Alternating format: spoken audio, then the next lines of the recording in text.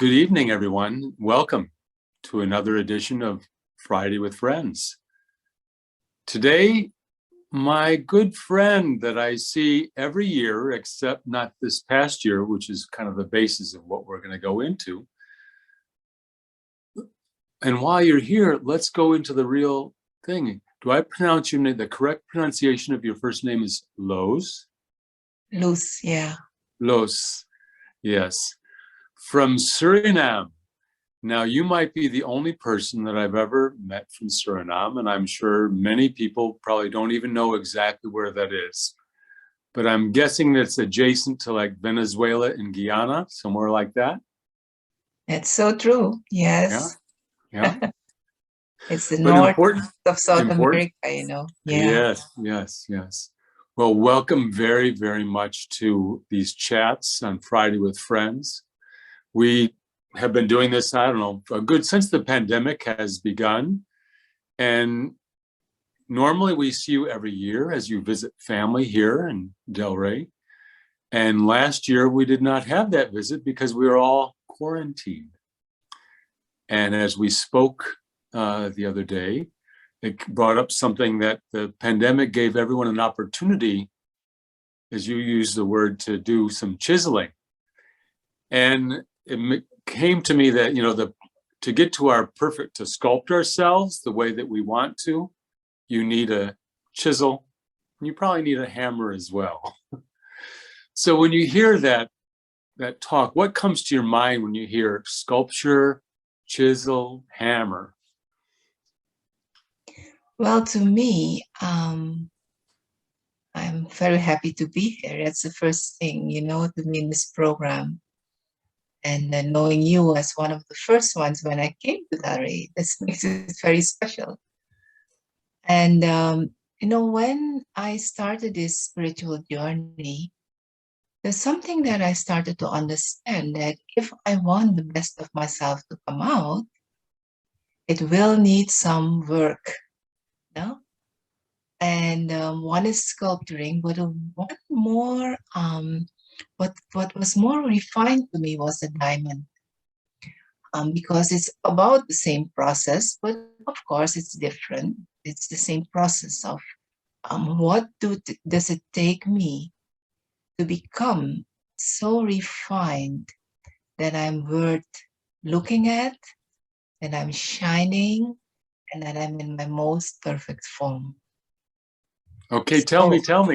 I want to know.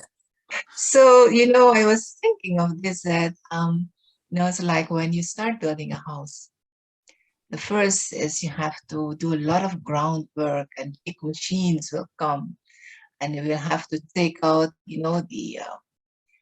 to make the foundation first, and then the bigger work will start. It's like when the sculpture is just take a piece of wood or a big piece of marble, whatever. And when we think of the diamond, it will be coal, just the hard coal. And so the first stage is big rough edges.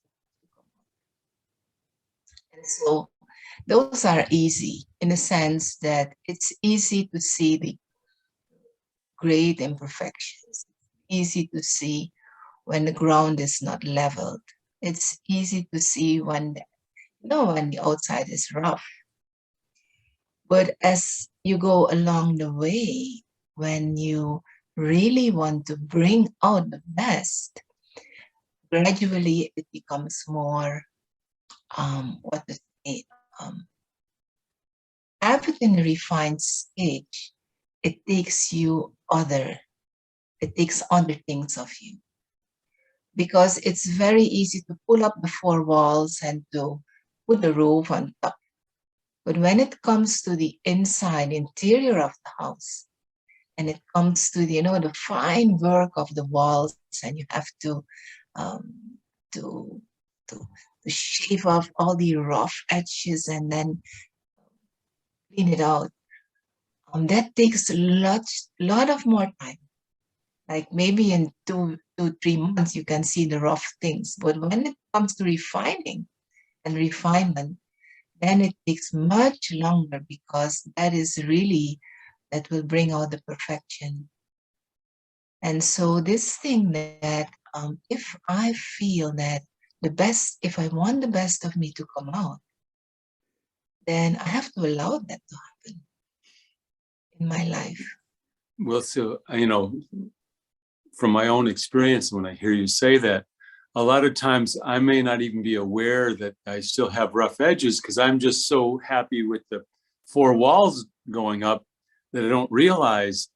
And then when maybe it gets pointed out to me that it is a little rough, I may be caught off guard, thinking that I was almost completed.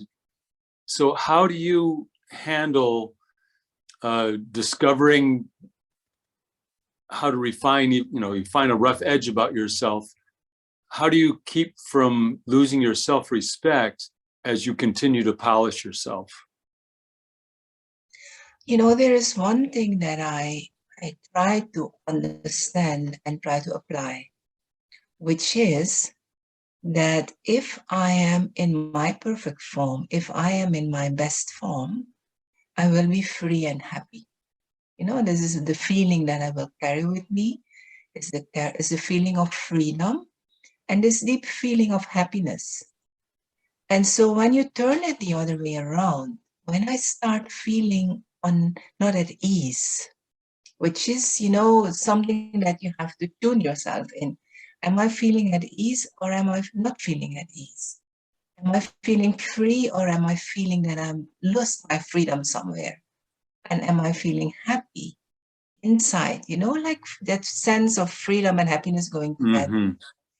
And so I use those as a gauge, like when I start feeling inside that it start, what is that word? It start bumbling, it start that not feeling at ease. And when you're not feeling at ease, then just excuse me. Yes. So when I'm not feeling at ease, then and I know that something is wrong. Something is wrong with myself. Mm-hmm. Nothing to do with the outside world. Something is wrong. And that takes courage and honesty to step inside and really, see what's going on. And sometimes it's not easy because, as you said, you think everything is good. Mm-hmm. And something changed inside where you say, I'm not feeling that sense of freedom. So what is it? And that is what needs exploration. You needs to explore it. It needs time. And it needs a lot of courage as well to I be think able so. to see that it is something with you. That's the first step. And then to see what is it. As you were saying that, I'm thinking, well, really, what do I have to lose by letting go of the imperfection? There's really nothing to lose by doing it. I'm just not used to it, or why do I judge myself? Why does it take courage to overcome something that I should be happy to let go of? Do you have any, from your own experience, the things that you normally think take courage, if it's just like I'm trying to, well, for instance, go back to the sculpture metaphor, that Michelangelo, the famous saying is that probably the best sculpture I've ever seen is the statue of David. Mm-hmm. It's just really perfection. And yet someone asked him how he did it. He says, oh, it was always there. I just chipped off the pieces that were unnecessary. Yeah. So he had an image of the perfect form already in his mind. And that sounds very good to me. Yet I find sometimes that as I chip away, or I find myself as I'm chipping, my chipping might be going to someone else's space and kind of give them a little bruise. Then I'm not so at ease. What are some of the things that you tell yourself of how to kind of keep your head up, how not to judge yourself harshly. Yeah. See, this, as you just said this morning, it dawned to me that one of the things is that you have to keep your image in front of you so that you know what has to go and when. The when is the, I think the when is the question, because you never know when it will happen. And as the more you're ready for it to happen, it can happen everywhere and all the time, because it's an all the time process. And so I think, and that's so true, that I really need to keep that image in front of me. Mm-hmm. Keep that image in front of me. And if that image to me is very clear, like when a sculptor makes something, they become very silent, very focused.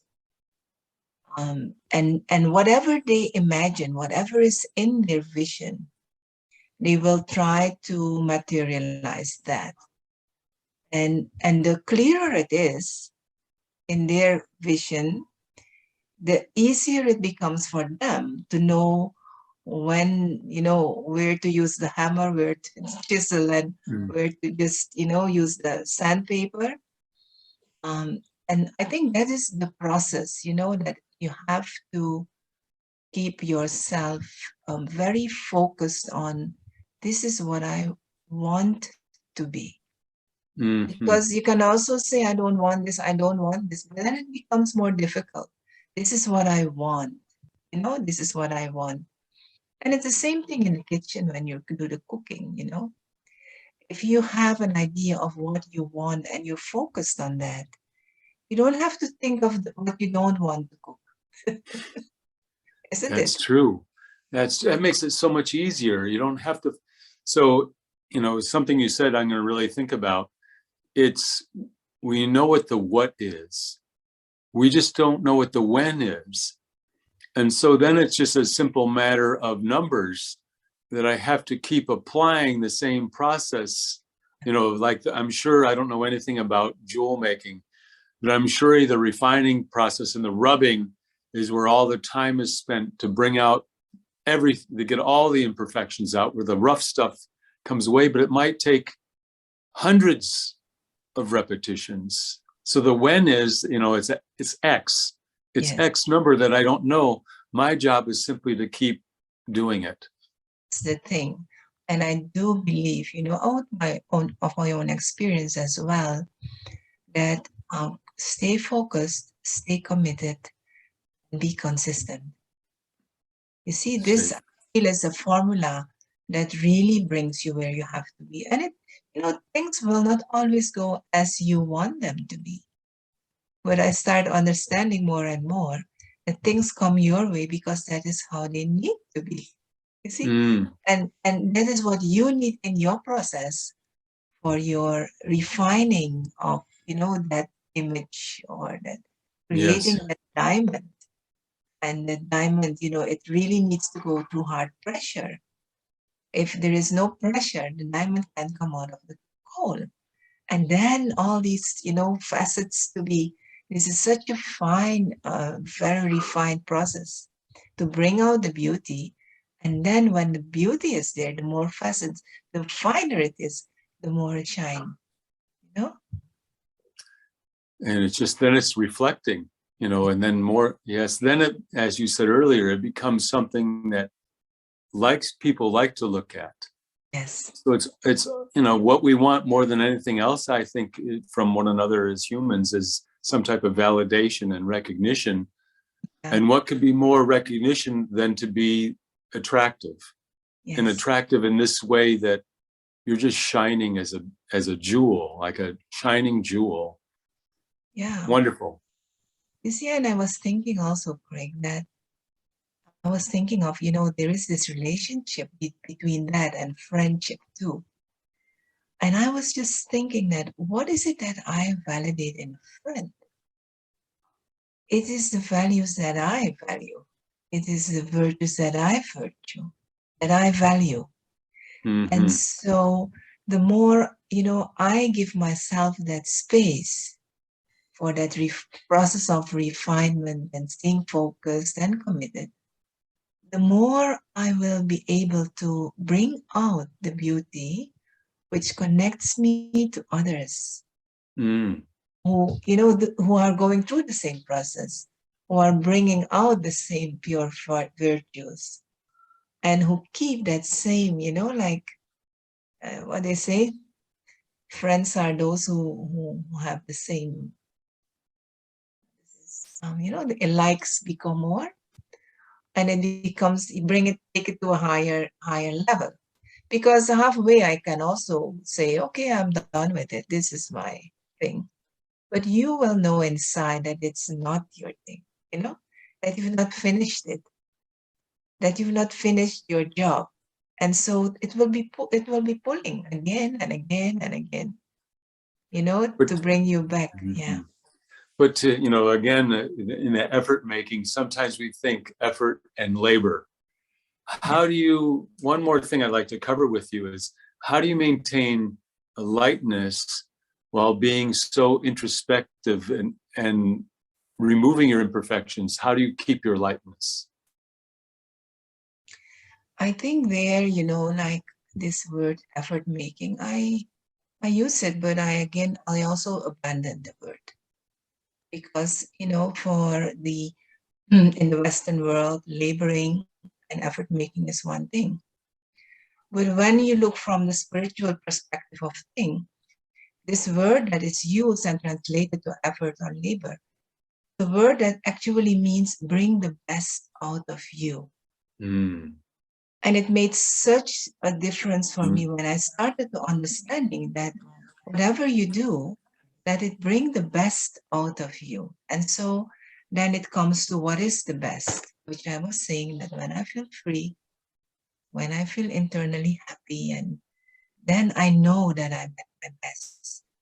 And when I labor and when I start feeling that it's hard working, then I know that I'm not on the right track to bring out the best. So I think this where also lightness comes in. Mm-hmm. Because sometimes we can become very heavy when we see, oh my goodness, Yeah. such a big but it's it's the commitment, it's the consistency, and it's the focus. And I really believe in that more and more. I'm practicing it, practically in very little things, working in the kitchen, doing something, anything. Like when I'm consistent and I'm just going, consistently, then suddenly I'm finished because I And focus too. yes, and it's actually, it makes everything go by easier. You enjoy the task more. Everything about it is absolutely positive. But I like the way that you change the words, is that not to think of it as effort making, but to bring out the best in me.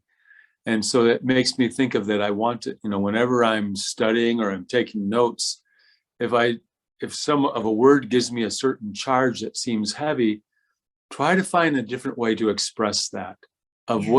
what's the essence of it. Because if it's really good for me, it's not going to be harsh.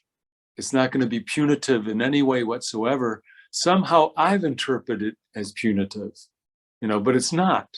Yeah, that's so true. Because I do believe that in essence, we are those pure beings. Mm. I deeply believe that. So if I am that pure being in essence, I can try to bring the best out of me, Yes. Yeah. and work on Yeah. it. Oh, it's 100%. It's a win-win for everyone. And I could feel that. And it makes me have to tolerate less. It makes me have to be less patient. These are all things that seem like enduring, but I don't even have to have that.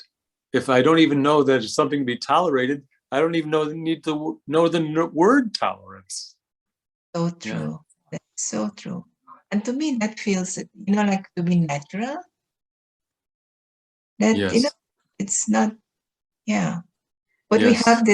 have this mind that No. some My deviates. perfect self hears you, And then it allows me to have the tolerance for myself in the process of changing. Yes. So it's just a very temporary thing. It's like, you know, watching a film where the hero goes through a bunch of stuff and then has victory. It's just that. Well, you've given so much information already. Repeat your 3 words again. The consistency, focus, commitment, and consistency. So I guess the commitment might be first, focus, and then do it consistently. Those are really, and I could apply that to anything that I'm doing. Any notes that I take, just simply apply it in a very easy way. That is more than enough for our chat, sister. That's fantastic. Now, somehow, if you could, using your focus, to boil that down into the essence and give us about a 3-minute meditation commentary, which kind of solidifies and coagulates that whole thing. Yes. So as I'm sitting here, I just see myself in my most beautiful and perfect form. At this moment in time,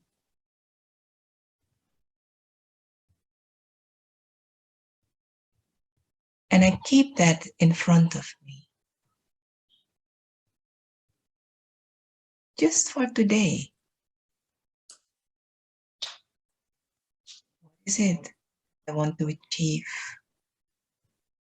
What is it that I want to give life today?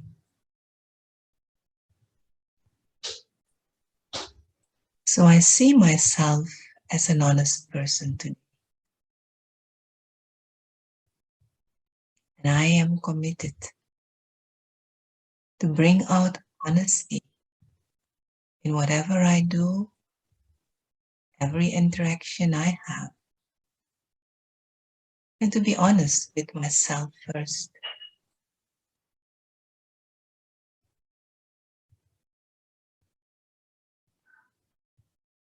And so during the day, I'm consistent in whatever I'm doing. I meet my neighbors and honestly share with them. I'm in the car and be an honest driver. I'm in the shop and I let go what I don't need. Wait for my turn patiently. Just be that honest.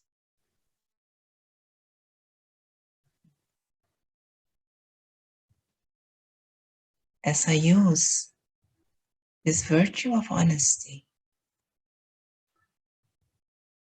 I can also see that sculpture in front of me being refined, created of that honest being.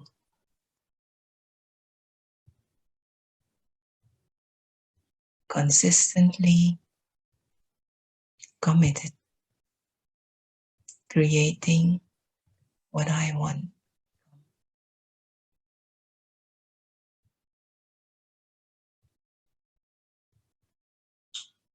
I need courage to continue. And this is where I connect with the source of love and power, Supreme One who knows me inside out, who guides me along the way to keep that focus.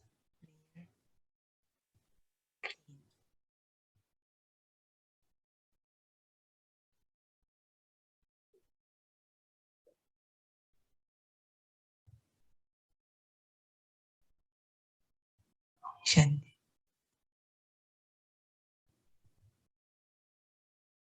Om Shanti. Thank you very much. It's my pleasure. Thank you for being committed to your honesty and sharing that. You know, it's felt, because something that's true, it penetrates everything. You know, a little bit of light penetrates all darkness, just like honesty just shines onto itself. And very practical. Thank you, sister, for the practical application. Thank you very much. Thank And you. I'll see you again soon. So Yes. nice to have you. Bye, Same. everyone.